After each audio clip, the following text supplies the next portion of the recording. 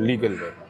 तो भाई आपको बहुत से लोग नीचे मिलते हैं सबसे पहले, कोई आएगा जी ओ ना करो जी, वो वाला काम ना करो, वो उसने किया था तो ये हो गया, और जेडी काम पे लगे वो काम करो। ठीक है, थोड़ी पंजाबी में भी आपको समझा देते ना। तो जो काम है भाई उसी में लगे रहो तो ज़्यादा बेहतर है, सुखी रहोगे। क्यों जी, रिस्क क्यों लेना है। अब सबसे पहले कैसे लीगल तरीके से आप स्विच कर सकते हैं, switch from employment visa to your own company visa.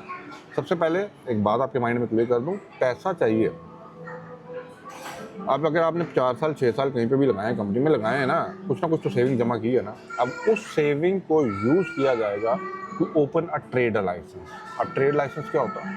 Trade licence वो एक वैलिड डॉक्यूमेंट होता है जिसके अंदर आपको ऑनरशिप दी जाती है किसी भी फलाना कंपनी का, ये बंदा वो कहते हैं ना ऑनर है। अब ऑनरशिप के ऊपर ना आपको मिलता है वीज़ा। सबसे पहले क्या आप किसी कंपनी में रहते हुए अपना ट्रेड लाइसेंस रजिस्टर कर सकते हैं? ये सबसे बड़ा क्वेश्चन है। और क्या रिस्क है as per the contract UAE labour law?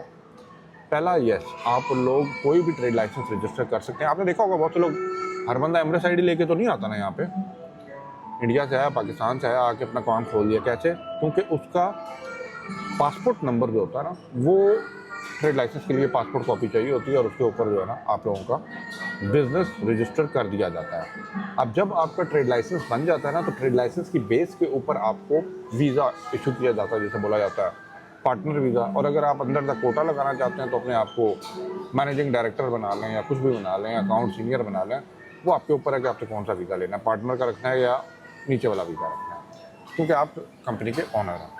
अब यहाँ पे भी जब ऑनरशिप की बात आती है तो कुछ लोग होते हैं कि दोस्तों यारों के साथ मिल के पार्टनरशिप पे लाइसेंस खोल लेते हैं, खोलें, वेल एंड गुड।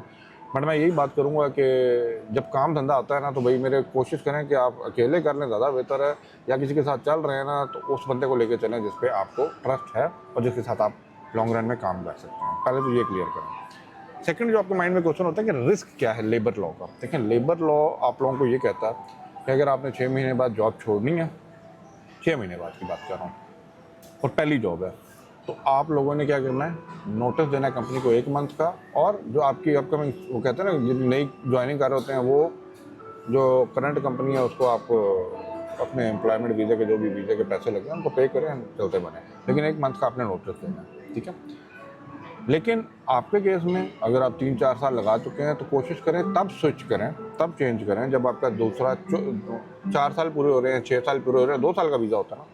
तो जैसे ही वो वीज़ा कंप्लीट होगा, आप वहाँ पे रिन्यू ना करें, and you can go and apply for the trade license. या आप ट्रेड लाइसेंस पहले अप्लाई करके रख सकते हैं, ट्रेड लाइसेंस आपका बना हुआ है। Now it's time to